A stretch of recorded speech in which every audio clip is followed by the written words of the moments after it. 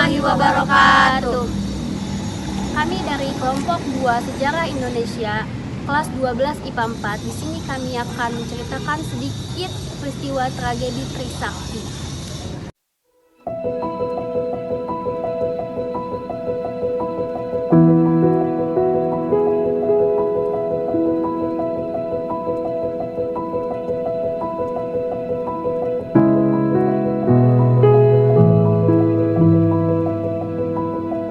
Halo guys.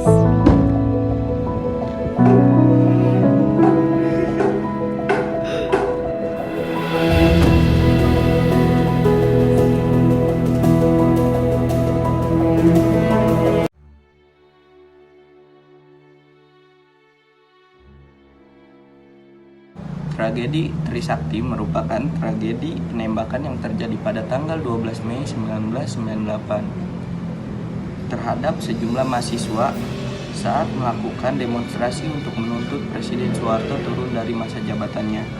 Kala itu, pemerintahan Orde Baru sudah berlangsung selama 32 tahun, dari tahun 1966 sampai 1998. Pemerintahan yang dipimpin oleh Presiden Soeharto memiliki berbagai kebijakan yang baik untuk keberlangsungan negara. Namun, ada juga beberapa kebijakan yang dianggap kurang menguntungkan rakyat atau merugikan rakyat. Kejadian ini menewaskan 4 mahasiswa Universitas Trisakti di Jakarta, Indonesia, serta puluhan lainnya luka. Mereka yang tewas adalah Elang Mulia Lesmana, Heri Hertanto, Hafidin Royan, dan Hendriawanti. Mereka mendapat gelar sebagai pahlawan reformasi. Mereka tewas tertembak di dalam kampus, terkena peluru tajam di tempat-tempat vital seperti kepala, tenggorokan, dan dada.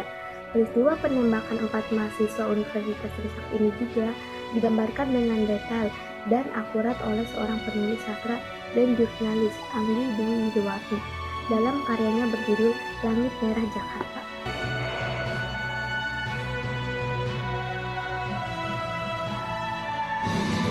Tragedi Trisakti dilatar belakangi oleh beberapa faktor seperti krisis ekonomi, krisis politik, krisis kepercayaan, dan krisis hukum. Ekonomi Indonesia mulai goyah pada awal tahun 1998 yang terpengaruh oleh krisis finansial Asia sepanjang 1997 sampai 1999.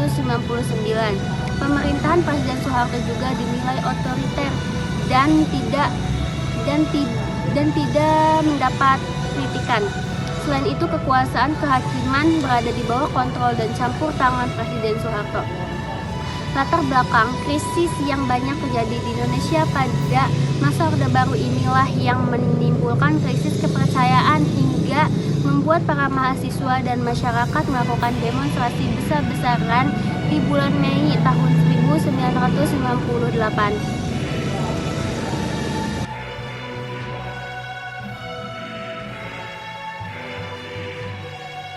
Kronologi Trisakti.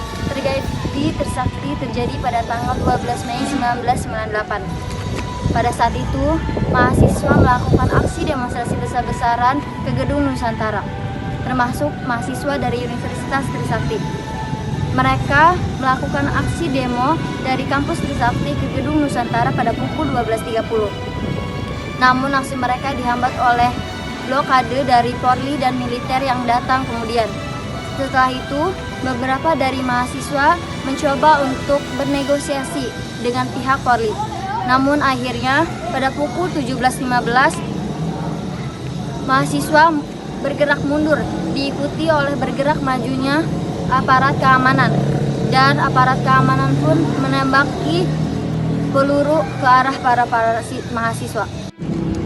Para mahasiswa pun panik dan bercerai-berai. Sebagian dari mereka berlindung di Universitas Trisakti, namun aparat keamanan terus melakukan penembakan.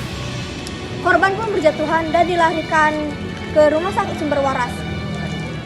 Satuan pengamanan yang berada di lokasi pada saat itu adalah Brimob, Batalion Infanteri 203, Batalion Infanteri 202, Batalion Kavaleri 9, Artileri Pertahanan Udara Kostrad, pasukan anti huru-hara Kodam, serta pasukan bermotor. Mereka menggunakan tameng, gas air mata, stayer, dan SS1. Pada pukul 8 dipastikan 4 orang mahasiswa tewas tertembak dan 1 lainnya dalam keadaan kritis. Meski pihak aparat keamanan telah membantah menggunakan peluru tajam, namun hasil otopsi menunjukkan kematian tersebut disebabkan oleh peluru tajam. Hasil sementara diprediksi peluru tersebut pantulan dari tanah untuk tembakan peringatan. Peristiwa tersebut kemudian menyurutkan amarah para mahasiswa sehingga terjadi demonstrasi yang lebih besar pada tanggal 13 sampai 14 Mei 1998. Kondisi bangsa yang pada saat itu semakin tidak terkendali akhirnya memaksa Soeharto untuk meletakkan jabatannya di depan Mahkamah Agung pada tanggal 21 Mei 1998. Pada saat yang bersamaan, segera setelah Soeharto mengundurkan diri, Mahkamah Agung mengambil sumpah B.J. Habibie sebagai presiden, yang pada saat itu menjabat sebagai wakil presiden. Pengalihan kekuasaan tersebut sesuai dengan pasal 8 Undang-Undang Dasar 1945 yang berbunyi, jika presiden mangkat, berhenti, atau tidak melakukan kewajibannya pada masa jabatannya, maka ia akan digantikan oleh wakil presiden sampai habis waktunya. Momentum turunnya Soeharto pada tanggal 21 Mei 1998 ini telah mengakhiri masa pemerintahan Orde Baru yang telah berlangsung selama 32 tahun di Indonesia.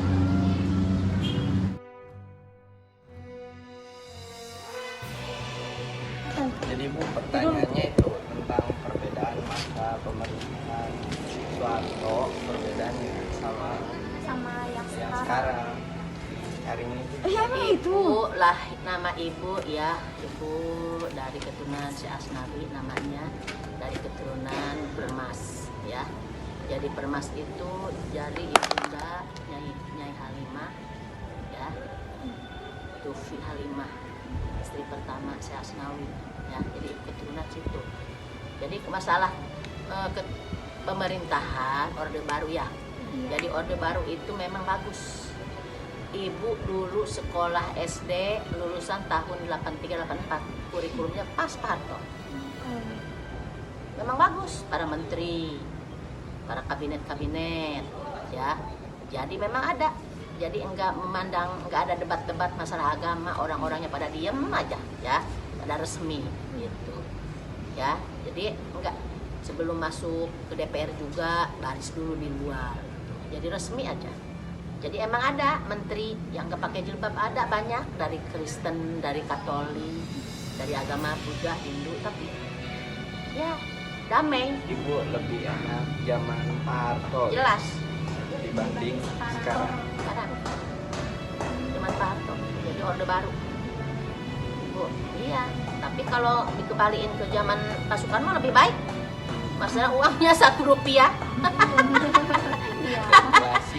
Kalau ada yang bisa meneruskan jejak Pak Soekarno, itu silahkan ya, kita enjoy aja lagi ya.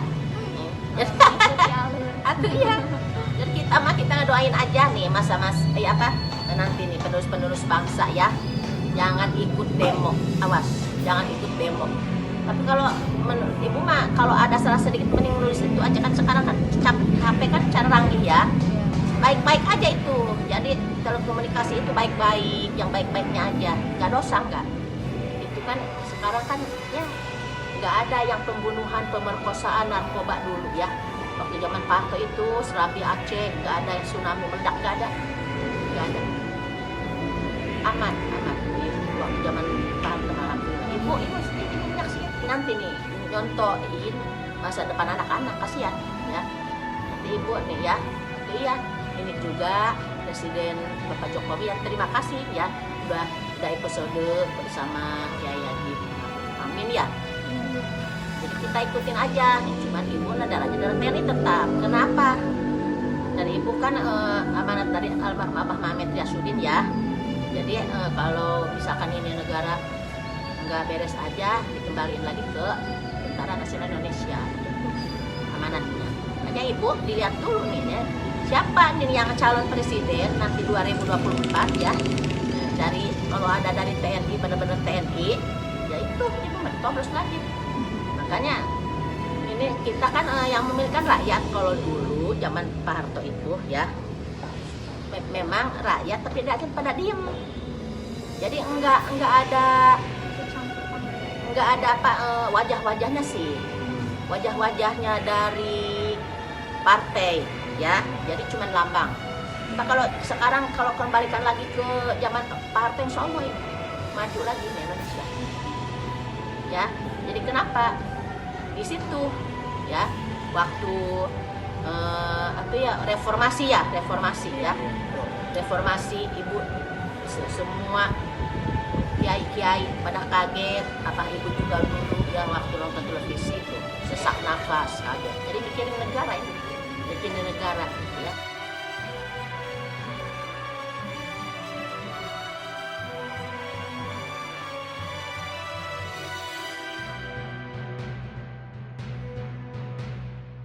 Itulah tadi penjelasan singkat mengenai peristiwa tragedi Trisakti.